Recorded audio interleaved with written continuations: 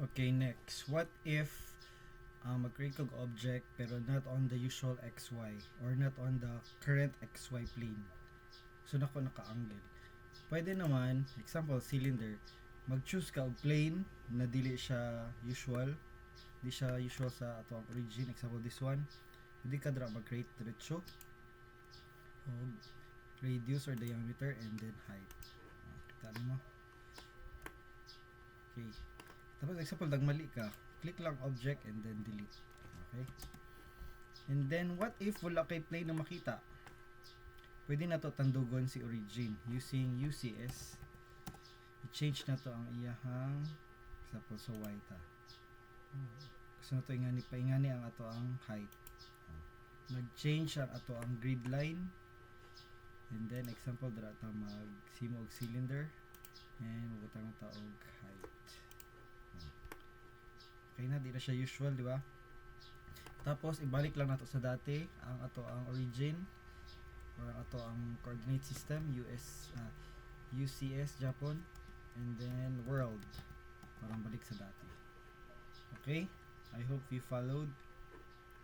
Next command is we have extrude. Sa extrude naman, example, there are objects na dili kaya i-create by using common shapes. Si extrude lang ang pwede, no? Ang trabaho ni extrude, kung na siya makita nga na 2D shape, hatagan niya height. Ano lang. Example, maging matag drawing sa XY plane. Polyline. This one. Okay. Or irregular shape. O, close natin. Kung close boundary, tapos extrude na to siya, 3D ang iyang ma-create, no? Pero what if dili?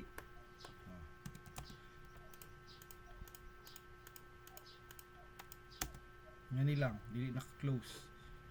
Then we extrude. Mag-extrude siya po siya pero dili siya solid, naka-shell siya. Okay? Tapos na yung mga remnants ng mga 2D, no? Example, this one. Ay, wala dahil sa solid pero sa 2D. Oops, sorry. Move. Oops, sini? Move. Move. Conservation. Okay, di siya ma-move. Anyway, sige. Next.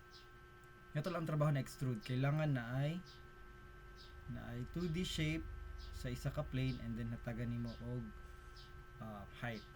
Next, revolve. Para siya sa math, no, na revolution. Dapat na kay object na 2D.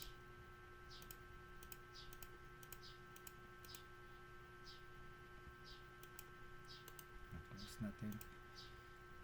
I-revolve na to siya in a certain axis. For example, butang tag-axis. Ang axis nimo pwede mag-drawing og line o pwede pod nga na kay existing na edge. So po ganito ang line. So sa revolve naman, click the 2D object and then ang ato ang axis of rotation. And then ano tayo, pwede na mag-rotate na. Depende kung pila ka angle. 360 kung full rotation. Huwag depende sa imo kung naka 276 lang or naka 168 or naka 121, depende na. Sige, ano lang sa nato. Okay, what if naman dili naman siya buo or dili enclosed boundaries? Isa po lang nilang. So, same Japan, revolve object ang imuhang axis of rotation. So, same Japan, no? Pero shell siya. Dili siya pros gaina na solid. Okay? Okay. Next, loft. Si loft naman, ang iyang kayang mabuhat is i-connect niya or hatagan niya shape ang duha nimo ka object in different planes. Example, himo sa tao isa ka object. Okay, rectangular, dirita. Tapos imo ta og circle. Currently na sila sa same same plane. What if ang isa dili na ko butangan? Butangan ako height. Butangan ako height. No. Tapos dili na sila same plane, no? Obviously di na sila same plane. Seal off, butangan niya og shape na connecting two objects. No. First object, then second object, and enter. Path, depende na kung cross on section only, and isa kung path. Ay. Ulit. Go.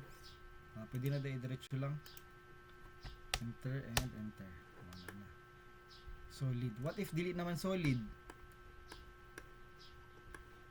Example. Natay spline.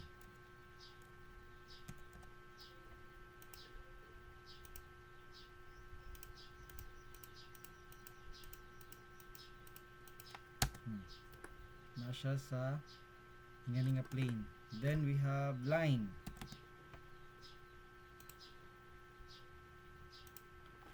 Pero dapat ang kaninga line na siya height. Para dili sila same plane. Paano itsura? Left and second. Okay. So we have curtain like shape. Okay. Nasundan? Next, we have sweep. Si sweep naman, kailangan may 2D object ka and a path para masundan ni 2D object ang path. Example, natay path na, ay natay 2D object na circle. Then, we have path. Ang path ni mo, kailangan naka 3D. 3D poly. 3D polyline. Example, this one. Tangan na to o naka-ortho. Then,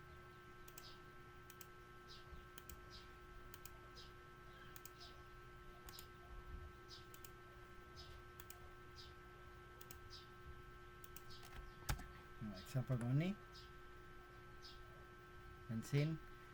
Try na to sweep. First object and the path. Okay. So, nanatay ingani na shape, no?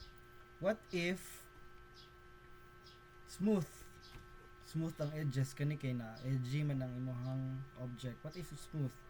So all you have to do is sa umpisa pa lang kailangan naka-smooth din to, no?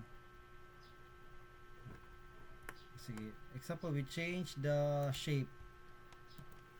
Example na to, tangan na to og other shape nga irregular. Try na to, ha?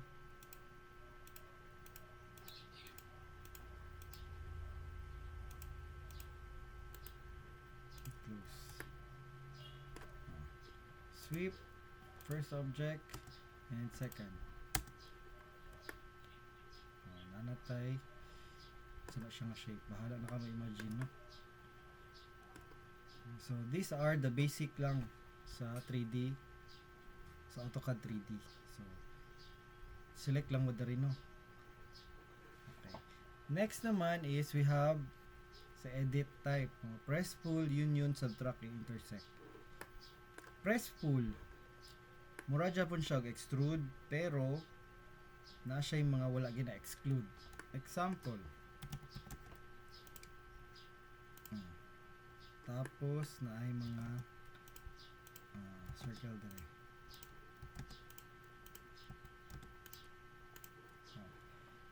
Kung extrude, kailangan mo mag select og object para extrude, like this one. No? Si press pull, mangita siya boundary. Kita nimo mag-highlight and then extrude. Katong highlighted boundary lang ang iyahang i-extrude. Okay? Next, we have union. Union naman is two object, then you combine it into one.